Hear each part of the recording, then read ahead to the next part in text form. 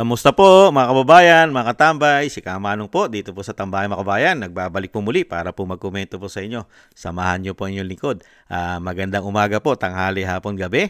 Madaling araw po sa ating lahat. Saan man sulok ng bansa o mundo tayo naroon, naway maingatan po tayong lahat mga kababayan. Umpisa na po natin mga tambay.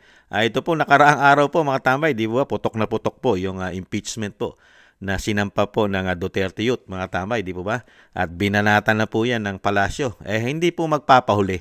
Bumanat din po mga congressman. Siyempre, sinabi po ng mga congressman, lalong-lalo po ang speaker, mga tambay, dahil daw po nagdududa sila. Binanatan nila at nagdududa sila sa sinasabing wala pa yata sa timing at kung ano-ano po ang kanilang pinagsasabi po rito sa impeachment po na isasampa po ng Duterte Youth, mga tambay. Pakinggan po natin ang mga sinasabing mga congressman na tinatawag po di umanong mga buhaya, mga sakim po yata sa kapangyarihan at sakim po yata sa pera ng bayan. Yan po di umano mga tambay. Pakinggan po natin. Bata sa timing at motibo ng tanggang paghahain naman ng impeachment. Ulitin po natin para maumpisahan. Ito po.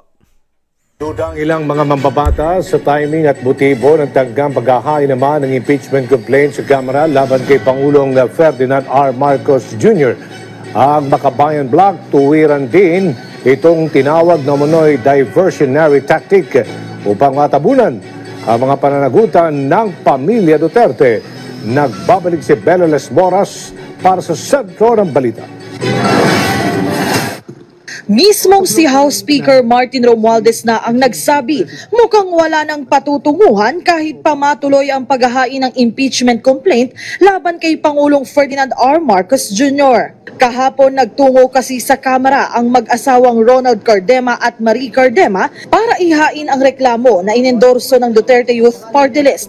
Pero dahil nasa seminar si House Secretary General Reginald Velasco, hindi sila nagtagumpay. Ayon kay Speaker Romualdez, wala namang sesyon ngayon at kulang na rin sa oras. Wala rin daw siyang ideya kung anong basihan ng reklamo. We're not in session right now, so not much can be done, di ba? At sa alam ko po, miski yung SecGen's office, naka-seminar sila ngayon. So we'll have to wait for the proper time to consider that. Ang iba pang kongresista, duda rin sa timing ng umano'y impeachment stunt, lalo pat nalalapit na ang eleksyon at magtatapos na rin ang 19th Congress. Hindi ko alam kung may saktong oras pa. Hindi ko rin nababasa yung impeachment. Pero kaduda-duda na ito po ay i-file pang-4 na araw bago ang eleksyon. Tingin ko boss, wala na eh. Pero karapatan naman ng lahat, di ba? Kahit sino, kahit ikaw, if you want to file an impeachment complaint.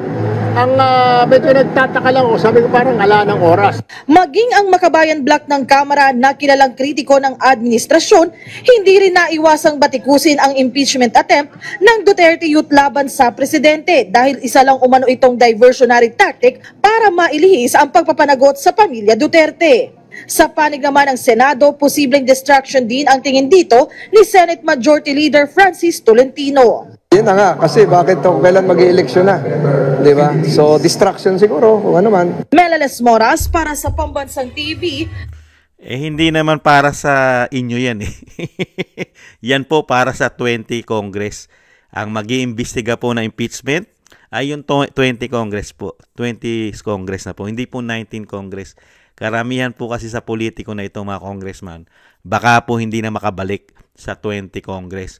Ito pong sinasabing mga buhaya, sakim sa pera, di umano. Di po ba? Ito pong napagkikita natin. Lalo-lalo po ang speaker, mga tambay. Lalo-lalo po, sana po hindi manalo ang speaker sa kanilang syudad o kanilang distrito sa Leyte. I think 2nd district po yan. At nagka-problema po yata ang mga kalaban niya. Pakinggan po natin. Na-disqualified po yata. At hindi na po natin alam kung ano po nangyari. Natuloy po ba?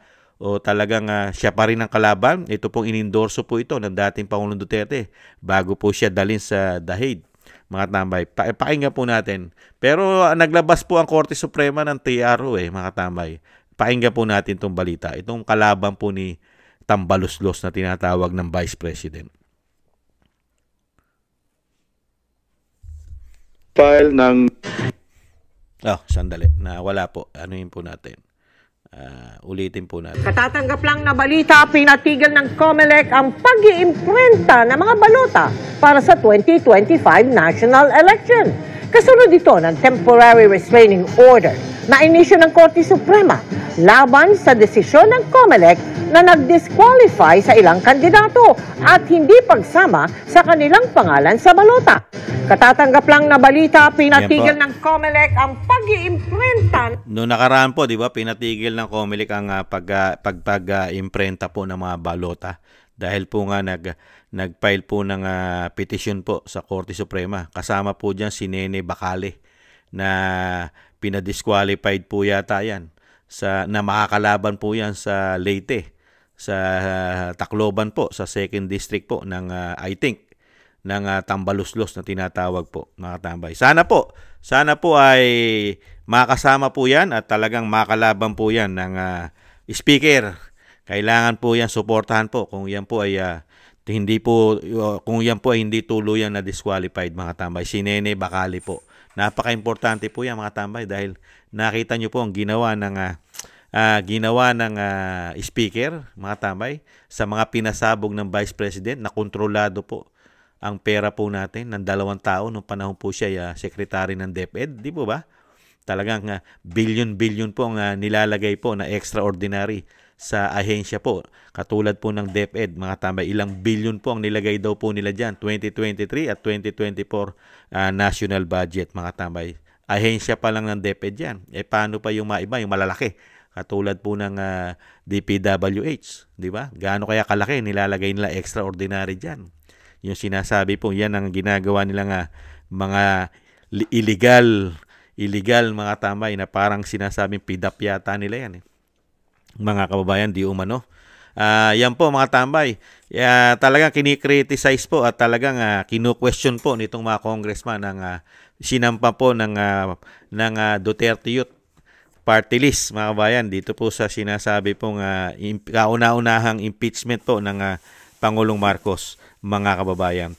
Maganda nga po yun, mga tambay. Meron na pong nakaabang, mga kababayan. Wala pong pinipiling panahon, oras, araw ang impeachment, lalong-lalo kung ito'y makatotohanan at talaga pong may ground ng impeachment. Meron po bang ground of impeachment ng Pangulong Marcos? Meron. Alam po yan ng mga eksperto, alam po yan ng mga matatalino at magagaling na mga abogado, at meron din mga nagsalita dyan ng mga retired justices ng Korte Suprema na talagang napakarami pong nilabag na batas ang ating Commander-in-Chief. Lalong-lalo po sa pagbibigay po ng proseso ng batas na sinusunod po sa ating saligang batas at sa ating judicial system. Di po ba?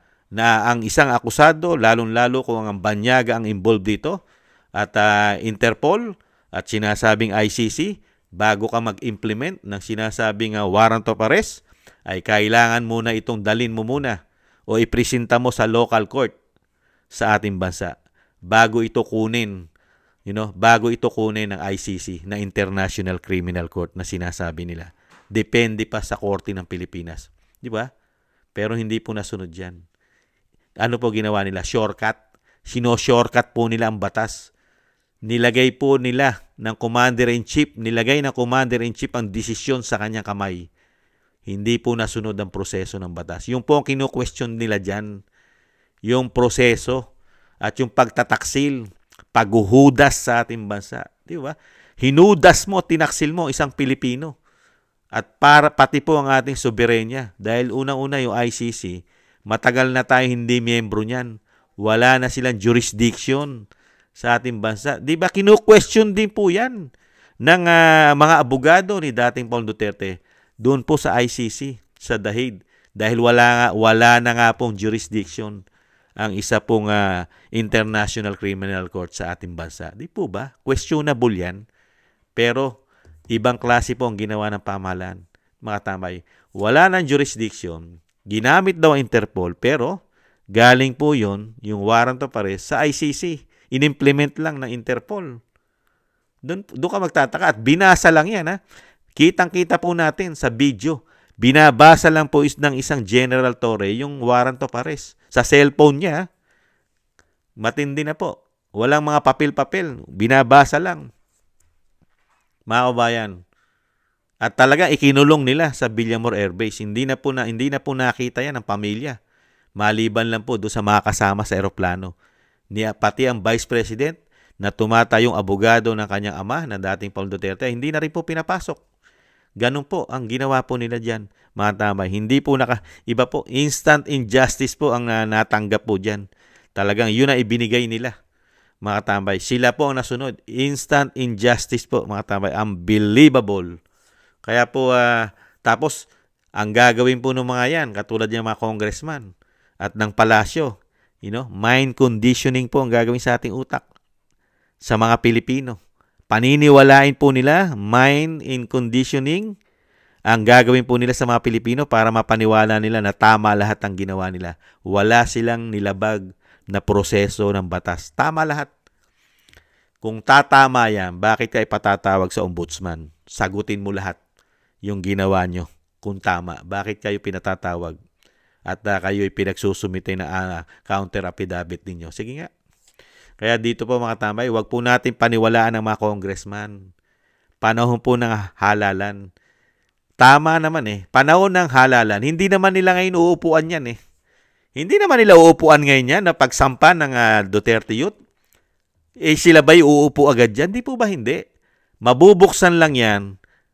Mauungkat lang yan. Makikita lang yan. Mapag-aaralan lang yan sa 20 Congress. Di po ba? Hindi po ba ginagawa tayong bobo ng mga congressman? Lalong-lalo yata ng speaker. Di ba? Hindi ba tayo ginagawang tangat bobo? Hindi ba pwedeng i-file yan? Kahit halalan? Kahit matatapos ng 19 Congress? Ipapile mo lang naman. Hindi naman ngayon na investigasyon yan. Di po ba? Sa 20 Congress po bubuksan na yan. Huwag niyo po kaming gawing bobo, tanga at gago. Alam namin kampanyahan ngayon. Walang po pwedeng umupo riyan. Para yan sinasabi na yan pag-aralan kung may ground ng impeachment. Kung sinasabi nyo na walang ground of impeachment, marami. Napakarami na paglabag. Kidnapping nga ang naging investigasyon dyan ng Senado. Kidnapping. Marami nagpapatotoo at napakaraming video na harassment. Babatakin pa nga, di ba? Hihilahin ko yan. Hihilahin ko yan! Di po ba? Talagang harassment at talagang puwersahan po ang ginawa sa isang matanda. Matanda na hindi na nirespeto. May sakit pa. Hindi na nirespeto ng pulis na dati niya commander-in-chief. Bili mo, dati mo commander-in-chief. Hindi mo nirespeto. Hindi nakakuha ng tamang proseso ng batas sa'yo. Walang due process, mga tambay. Ang ibinigay mo, instant injustice ang nangyari. Ibang klase. Hinatulan nyo na agad, mga tambay.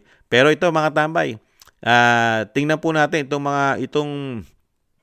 ito po, pakinggan po natin itong paalala. Paalala po ito ng mga artista, mga tambay, para po sa mga congressman, mga tambay. Ito yata tumutukoy di umano sa mga congressman na mga kandidato ngayon na mga may karga-arga po, mga kabay. Pakinggan po natin itong kumakalat po sa social media na patama po ito sa mga korap, magnanakaw at mahilig pong mangako. Ito po, pakinggan po natin ito para po yata sa kanila ito.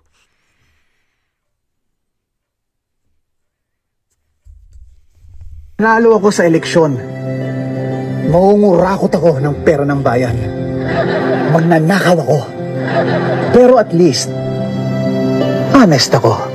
Kapag ako nanalo sa darating na eleksyon, gagamitin ko ang pondo ng gobyerno para makapag-travel at mag-shopping sa ibang bansa dahil makapal ang mukha ko.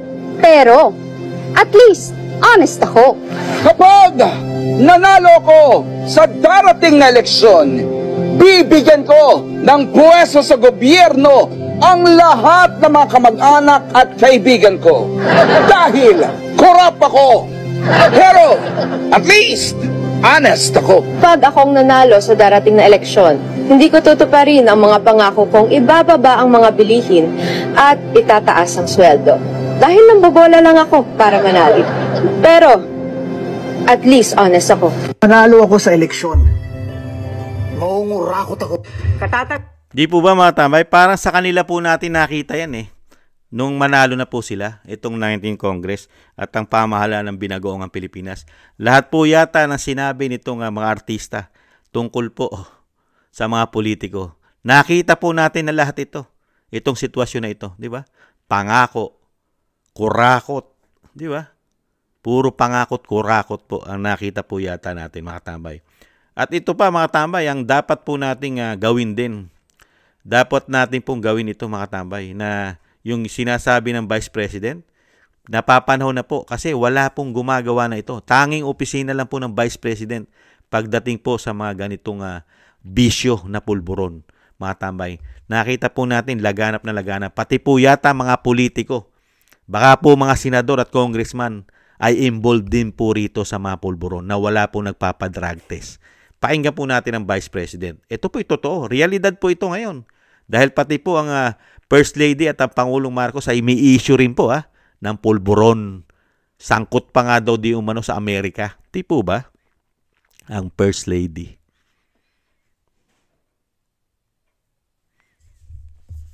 I agree with the assumption that he's a drug addict because continuously refuses to do a drug test.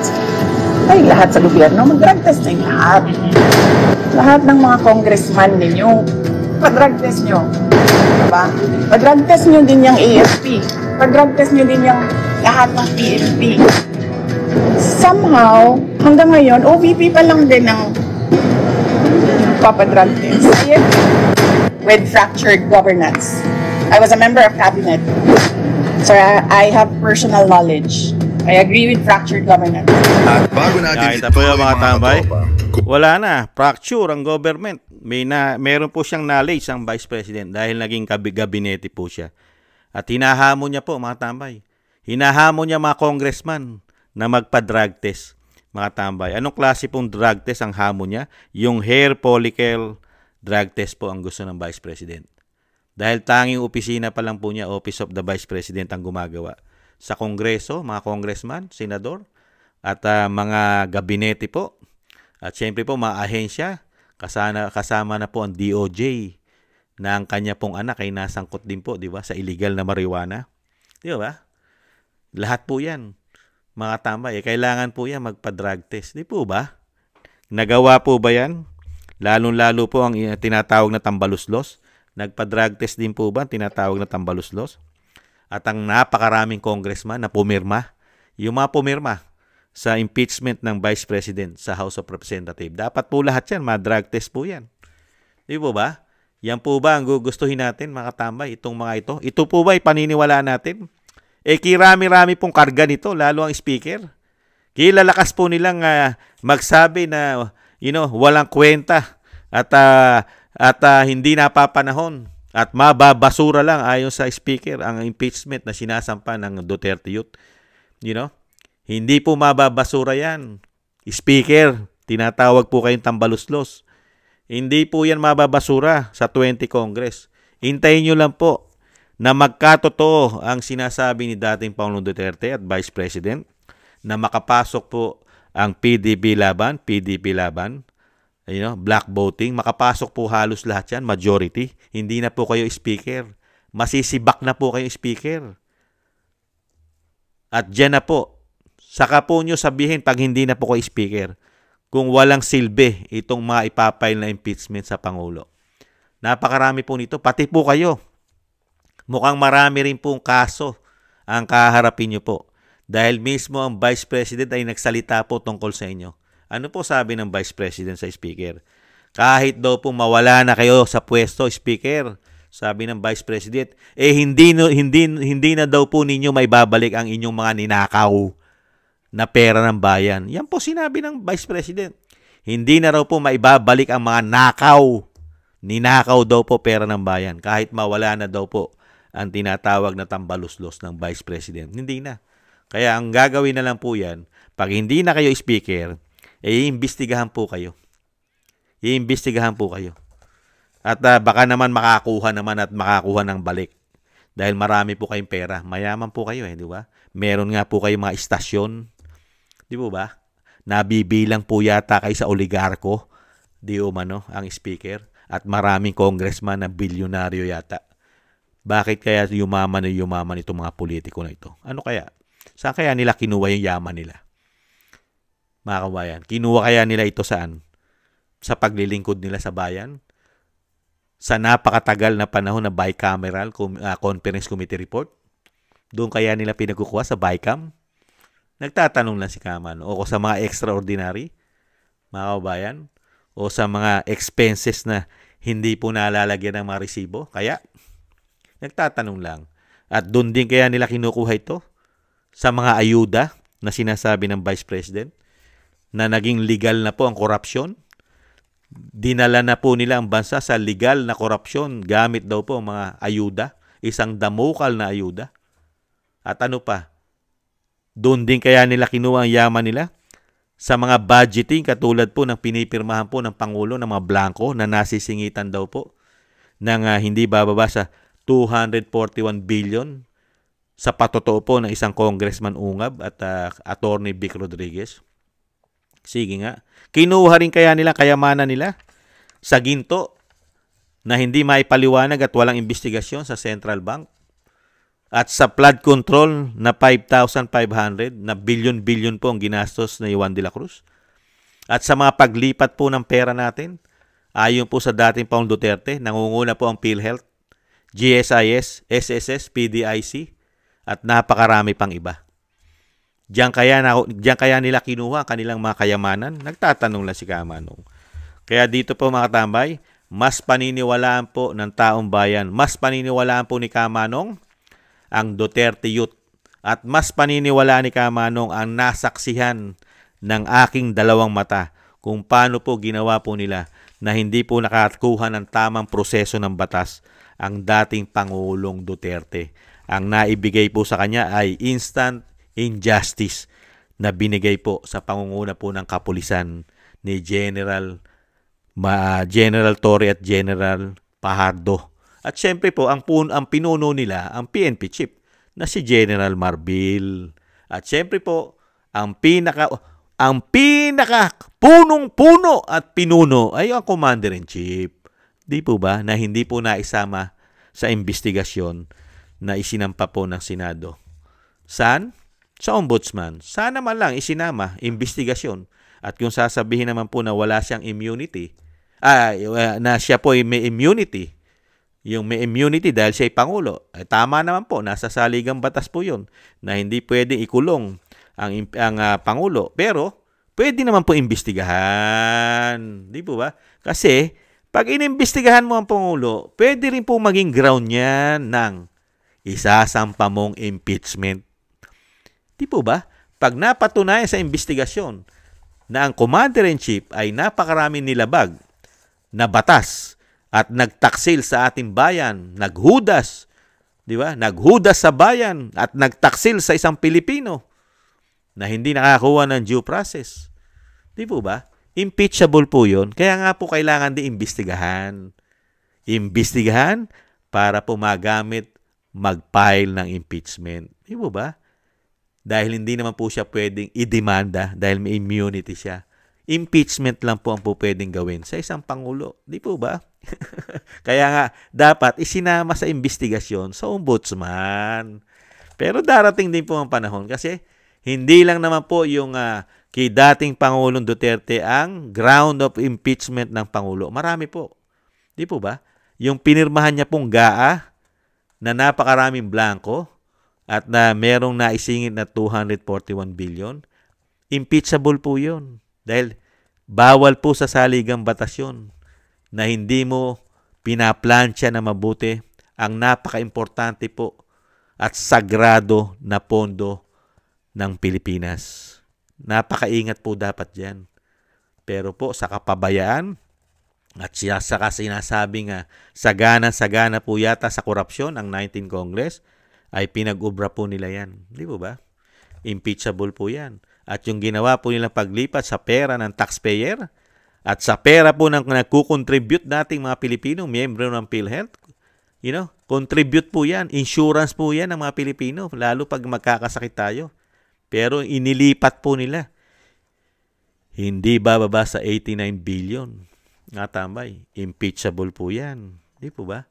At yung proyekto pong ipinagmalaki, yung 5,500 flood control, napakarami raw po issue ng korupsyon dyan. Pwede rin po ma-impeach dyan ang Pangulo. Di po ba? Speaker, napakarami po. Hindi lang yan.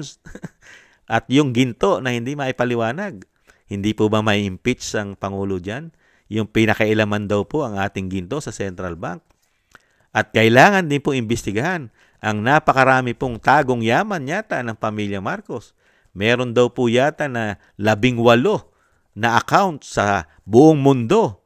At napakarami daw po nitong ginto na hindi bababa sa 350 tonelada.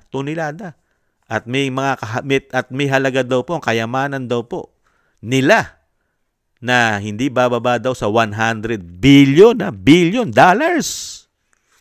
Grabe, no? Kawawa ang Pilipinas, ano? Kung yung ginto na yan ay nasa Pilipinas, napakaganda po sana na ekonomiya ng bansa. Dahil napakarami nating ginto reserve na magagamit sa ekonomiya. Kaya lang, nakakaawa ang ating bansa. Wala sa atin yung ginto na yan. Dinala po sa napakaraming bansa. 18 raw po yata ang kumakalat po dyan. 18 account sa iba-ibang bansa. Biruin mo, ang nakikinabang ng ginto na galing sa Pilipinas sa ibang bansa. Sila po nakikinabang ng ginto na naka-freeze. I-issue ng money laundering. Sino po nakikinabang ng ginto natin? Galing po sa Pilipinas yan. Sino po? Banyaga. Sila po ang nagtatamasa sa ginto at dun sa sinasabing 100 billion dollars. Banyaga. Imbis na Pilipinas ang makinabang, magamit. Di ba? Napakaraming ginto sana at pera na sana'y sa Pilipinas ginagamit at ginagastos yan. Nakakalungkot. Ganun pala karami ang kayamanan kung yan po ay sa taong bayan at sa Pilipinas.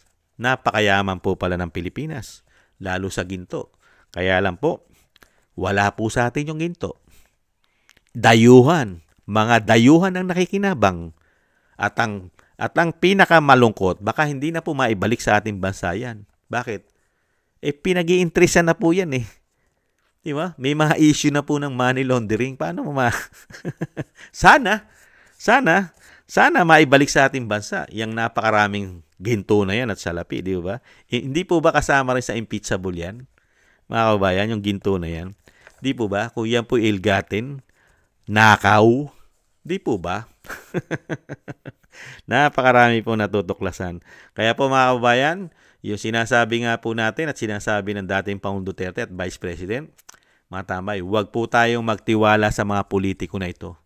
Ginamit po nila ang pera ng taong bayan para mamili daw po ng boto ayon sa Vice President. Gamit po ang mga ayuda. Ginamit ang mga ayuda para mamili daw po ng boto, vote buying ayon sa Vice President. Ano naman po ang bilin ng dating Pangulong Duterte? Kunin. Kasi nahandyan na yan eh. Ginamit na po yan para makakuha sila ng boto eh. Kunin po natin yung pera kung ibinibigay po sa atin, pero wag naman po natin sila iboto. Pera din po natin yan eh.